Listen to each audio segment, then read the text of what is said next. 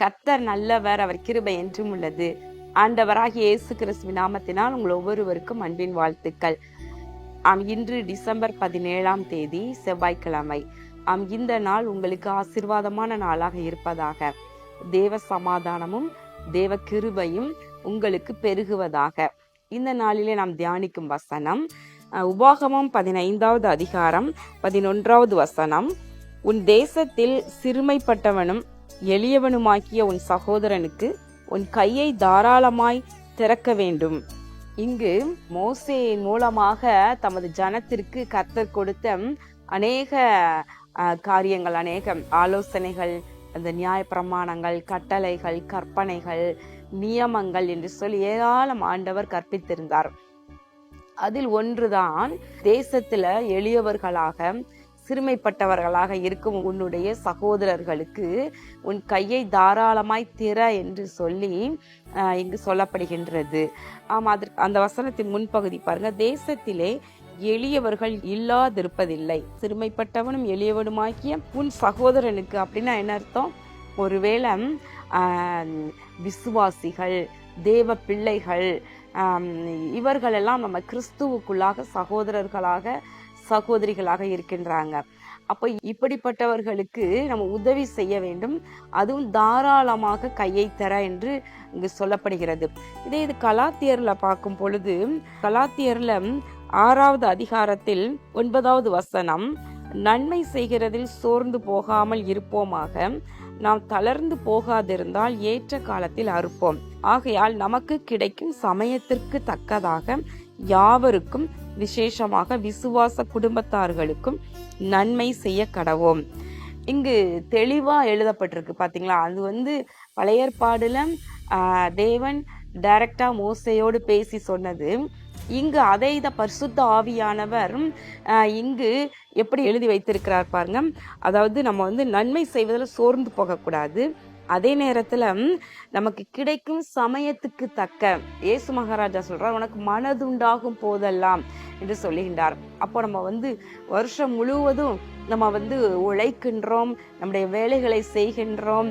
அப்போ நமக்கு எப்பெல்லாம் நடுவுல சமயம் கிடைக்குதோ, எப்பெல்லாம் இப்படிப்பட்டவர்களுக்கு ஏதாகிலும் ஒரு விதத்துல நம்ம நன்மை செய்ய வேண்டும் என்று நினைக்கின்றோமோ, ஒருவேளை பண உதவி மட்டும்தான் நன்மை என்று சொல்லி எடுத்துக்கொள்ள கூடாது. எல்லா விதத்திலேயும் அப்படிப்பட்டவர்களுக்கு நம்ம உதவி செய்வது அவசியமா இருக்கிறது. குறிப்பாக பண உதவியும் அவசியம்தான்.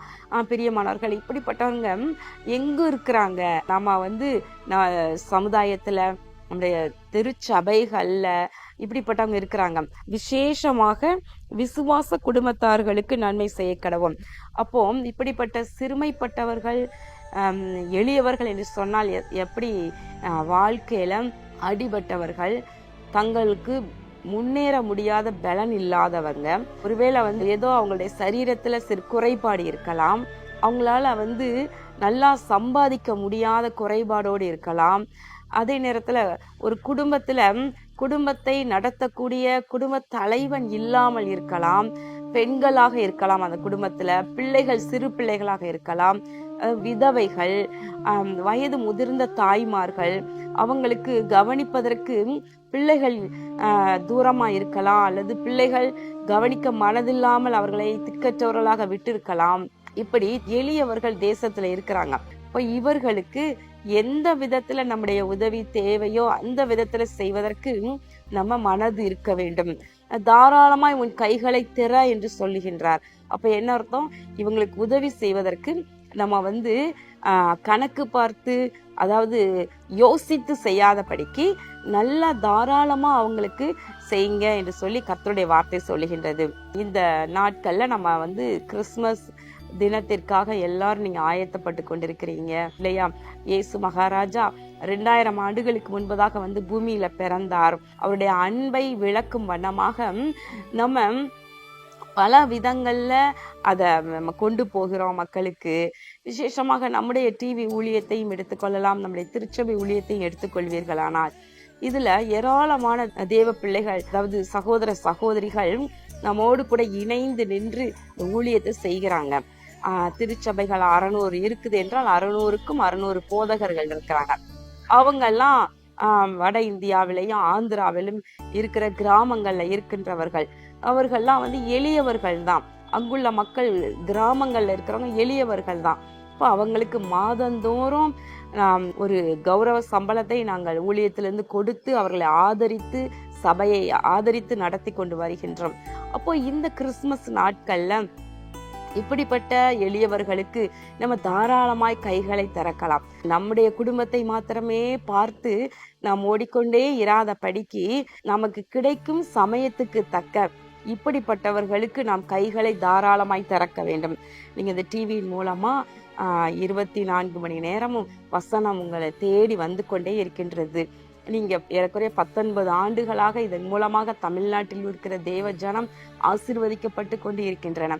அப்போ இந்த டிவி ஊழியத்துல இதற்காக உழைக்கின்ற, இதற்காக ஜெபிக்கின்ற பகுதி நேர முழு நேர ஊழியர்கள், தேவ பிள்ளைகள் எங்களோடு இருக்கிறாங்க. இப்ப இவங்களுக்கெல்லாம் இந்த நேரத்துல சமயத்துக்கு தக்க இந்த கிறிஸ்துமஸ் நாட்கள்ல நீங்க உங்களுடைய கைகளை தாராளமாய் திறக்க நீங்க முன் வரலாம். இது மாத்திரமல்ல, உங்களுடைய வாழ்க்கையிலும் கூட உங்களுக்கு எப்போல்லாம் சமயம் கிடைக்குதோ அப்போல்லாம் இப்படிப்பட்டவர்களுக்கு, திக்கற்றவர்களுக்கு, எளியவர்களுக்கு, சிறிய ஊழியத்தை செய்கின்ற எளியவர்கள், இப்படிப்பட்டவர்களெல்லாம் பார்க்கும் பொழுது தாராளமாய் கைகளை திறக்கும்படி நமக்கு சொல்லப்படுகின்றது. அதிலும் புதிய ஏற்பாட்டுல எல்லாருக்கும் நன்மை செய்யணும். ஆனா குறிப்பா விசுவாச குடும்பம் ஒன்று நமக்கு பக்கத்துல, நமக்கு அருகாமையில இருக்கும் பொழுது அவங்களுக்கு கட்டாய நன்மை செய்யணும் என்று சொல்லப்படுகின்றது.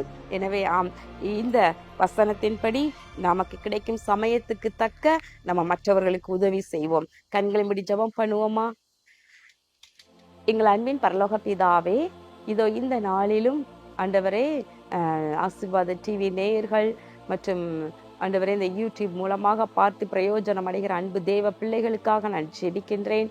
கர்த்தாவே, உங்களுடைய கரம் உடைய பிள்ளைகள் மேல் நன்மைக்கு ஏதுவாய் கடந்து வருவதாக. கிறிஸ்துமஸ் என்றாலே தேவன் தம்முடைய ஒரே பேரான குமாரனையே எங்களுக்காக கிஃப்டாக கொடுத்திருக்கிறீர், அந்த ஈவாக கொடுத்தீர். ஆண்டவரே, உம்முடைய அன்பை நாங்கள் அறிந்து கொண்ட நாங்கள் ஆண்டவரே, இதோ இந்த நாட்களிலே நாங்கள் மற்றவர்களுக்கும் ஆண்டவரே கொடுத்து ஆண்டவரே அவர்களை மகிழ பண்ண எங்களுக்கு உதவி செய்தருளும். இயேசு கிறிஸ்துவின் நாமத்தினாலே இந்த ஜெபத்தை ஏறெடுக்கின்றோம் நல்ல பிதாவே, ஆமென். கர்த்தர் உங்களை ஆசீர்வதிப்பாராக. ஆமென்.